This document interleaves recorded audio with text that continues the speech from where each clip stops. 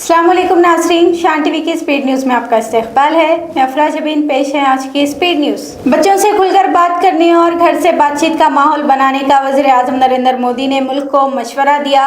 वज़ीर-ए-आज़म नरेंद्र मोदी नशे की लानत से नौजवानों को महफूज रखने और मुल्क को बचाने की मुहिम से खिताब कर रहे थे। उन्होंने समाज में सुधार और बच्चों को नशे की लानत से दूर रखने के लिए नौजवानों से मुज़ाकरात को ज़रूरी करार दिया।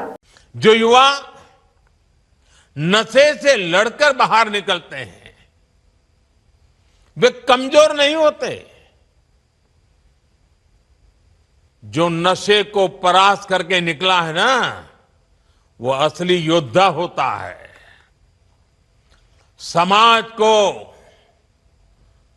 उनका सम्मान करना चाहिए, अपनापन देना चाहिए। अपोजिशन जमातों की जानिब से एहतजाज के पेश नज़र 3 अगस्त के रोज भी पार्लियामेंट का इजलास चल नहीं सका। इब्तिदा में हंगामा आराई के सबब पार्लियामेंट के दोनों ऐवानों लोकसभा राज्यसभा को 2 बजे दोपहर तक मुलतवी कर दिया गया था। फिर बाद में भी अपोजिशन की हंगामा आराई का सिलसिला जारी रहा। पार्लियामेंट के बाहर भी अपोजिशन जमातों के कायदीन ने वज़ीर दाखिला अमित शाह के खिलाफ नारे लगाए, अमित शाह के इस्तीफा की मांग की और ऐवान में अमित शाह की अदम मौजूदगी पर बरहमी का इजहार भी किया। बिहार के बंकी असेंबली हल्का बाई इलेक्शन में वोटों की गिनती अमल में आई। सख्त हिफाजती इंतजामात में बंकीपुर बाई इलेक्शन के वोटों की गिनती अंजाम दी गई। इलेक्शन कमीशन से ड्रोन कैमरों से वोटों की गिनती के अमल की निगरानी की पहली मर्तबा। वोटों की गिनती के किसी सेंटर पर ड्रोन के जरिए निगरानी की गई है। अपने तमिलनाडु दौरे के मौके पर अपोजिशन लीडर राहुल गांधी ने नीट यूजी 2026 पेपर लीक से दिलबर्दाश्ता होकर खुदकशी करने वाले तमिलनाडु के 3 नौजवानों के पसमानदगान से मुलाकात की। गोपिका, रोशनी और वेत्री आनंद ने नीट यूजी 2026 पेपर लीक होने की वजह से खुदकशी कर ली थी। मुलाकात के दौरान पसमानदगान को राहुल गांधी ने तसल्ली दी और कहा कि ईमानदार मेहनती तलबा को बेईमान निज़ाम तालीम की कीमत अदा करनी पड़ी है। राहुल गांधी ने यह भी कहा कि हिंदुस्तान के तलबा को माफ़ी की ज़रूरत नहीं है। हुकूमत उनकी सच्चाई, इंसाफ और माफ़ी की मखरूज है। बिहार के दोहरी रोहतास में एक एग्जीक्यूटिव ऑफिसर विमल कुमार को चाकू घोंपकर बेदर्दी के साथ कत्ल कर दिया गया है। बताया जा रहा है कि पिछली रात विमल कुमार पटना से वापस लौट रहे थे। हमलावरों ने उन्हें धनोती पुल और लाखदोहरा के दरमियान चाकू घोंपकर कत्ल कर दिया। कत्ल की संगीन वारदात के बाद जहां मुतवफ़ी के घर वाले सदमे में है, वहीं अपोजिशन आरजेडी ने सम्राट चौधरी हुकूमत पर लफ्जी हमले शुरू कर दिए हैं। एक रोज कबल लोकसभा एमपी पप्पू यादव पर प्रेस कॉन्फ्रेंस के दौरान हमला किया गया था। दिल्ली में पप्पू यादव की रिहाइशगाह पर मुनक़िदा एक प्रेस कॉन्फ्रेंस के दौरान 2 अफराद ने पहले पप्पू यादव पर चप्पल फेंका, फिर बाद में उन पर मुबैना कातिलाना हमले की कोशिश भी की। पप्पू यादव ने बताया कि हमलावर के पास एक खंजर मौजूद था और वो उन्हें कत्ल करने के मंसूबे से प्रेस कॉन्फ्रेंस में आया था। वाज़ेह रहे कि पार्लियामेंट के इहाते में राम मंदिर अतियात चोरी के तमसीली मुजाहरे के बाद से हिंदुत्व तंजीमों की जानिब से पप्पू यादव को मुसलसल धमकियां मौसूल हो रही है।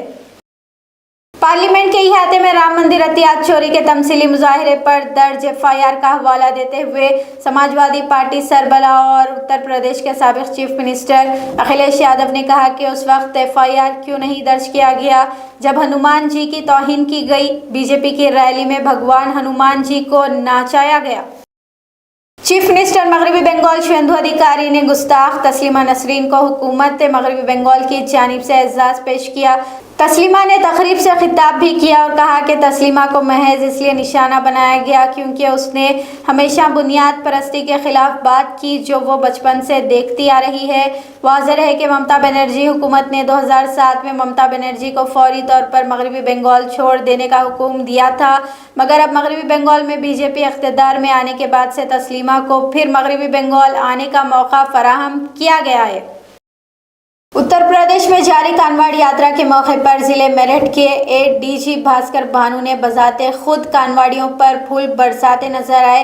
मुजफ्फरनगर में कानवाड़ियों पर फूल बरसाते हुए भास्कर भानु का वीडियो सोशल मीडिया पर तेजी के साथ वायरल भी हो रहा है। लोग सवाल कर रहे हैं क्या मोदी हुकूमत ने सरकारी ओहदेदारों को कानवाड़ियों पर फूल बरसाने का काम पर मामुर किया है। दूसरी जानिब 12 फीट से ऊंचे कानवाड़ डीजी को उत्तराखंड में दाखिल होने नहीं दिया जा रहा है। उत्तराखंड पुलिस ऐसी गाड़ियों को नरसन से आगे जाने नहीं दे रही है। हरिद्वार यूपी सरहद पर पुलिस तैनात है और 12 फीट से ऊंची कानवाड़ डीजी गाड़ियों को आगे जाने नहीं दिया जा रहा है। आजाद समाज पार्टी के सदर और नगीना से लोकसभा एमपी चंद्रशेखर आजाद ने कहा कि 7 अगस्त को यौम मंडल के मौके पर लखनऊ के इको गार्डन से मंडल बेदारी अवामी तहरीक का आगाज किया जाएगा। चंद्रशेखर आजाद ने मजीद कहा कि मंडल कमीशन के तमाम सिफारिशात पर अमल आवरी और पसमानदा तबकात के लिए सियासी तहफ़्फ़ुज़ात के अलावा समाजी इंसाफ की मांग पर मुश्तमिल इस तहरीक को रियासत भर में पहुँचाने का काम किया जाएगा। राज्यसभा में कांग्रेस के डिप्टी लीडर प्रमोद तिवारी ने मीडिया से बात करते हुए कहा कि सुप्रीम कोर्ट की हिदायत के बाद राम मंदिर ट्रस्ट का क़याम किसी और ने नहीं बल्कि वज़ीर-ए-आज़म मोदी के अमल में आया था, तो जवाबदेही भी वज़ीर-ए-आज़म मोदी की बनती है। तिवारी ने मजीद कहा कि अगर राम मंदिर ट्रस्ट में सब कुछ ठीक है तो फिर चंपत रॉय और अनिल मिश्रा ने इस्तीफा क्यों दिया। जब ट्रस्ट का गठन सुप्रीम कोर्ट के ऑर्डर पर प्रधानमंत्री जी ने किया तो इस घोटाले की जवाबदेही कौन देगा। मेरा कहना है प्रधानमंत्री कि सुप्रीम कोर्ट के बाद ट्रस्ट का गठन तो उन्होंने किया और सब ठीक ही है, तो चंपत राय बंसल और ट्रस्टी अनिल मिश्रा ट्रस्ट के विशेष आमंत्रित सदस्य गोपाल राव ने इस्तीफा क्यों दिया। महाराष्ट्र नवनिर्माण सेना के सदर राज ठाकरे ने वज़ीर-ए-आज़म नरेंद्र मोदी की तारीफ और तौसीफ करने वाले बॉलीवुड अदाकार विवेक ओबरॉय और आर माधवन पर अपनी सख्त बरहमी का इजहार किया। एमएनएस की 20वीं यौम तासीस तकरीब से खिताब करते हुए राज ठाकरे ने कहा कि बैरूनी ममालिक में रहते हैं मगर तारीफ मोदी की करते हैं। बिहार में 50,000 से ज़ायद सफाई का काम करने वाले मुलाजिमीन ने गैर मुअय्यना मुद्दत की भूख हड़ताल का आगाज कर दिया है। सफाई मुलाजिमीन की मांग है जितना काम इतनी तनख्वाह, ज़ेरे इल्तिवा ईपीएफ की इजराई तनख्वाहों की अदायगी, आउटसोर्सिंग निज़ाम को बर्खास्त करके मुस्तकिल मुलाजिमत की फराहमी अमल में लाई जाए।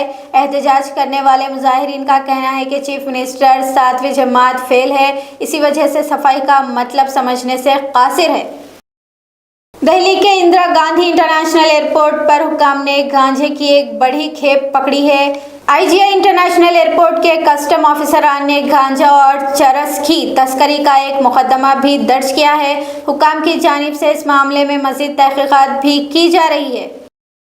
शान टीवी की स्पीड न्यूज़ का सिलसिला यहीं पर ख़त्म होता है। अफरा जबीन और शान टीवी की सारी टीम को अब दें इजाज़त। खुदा हाफिज़।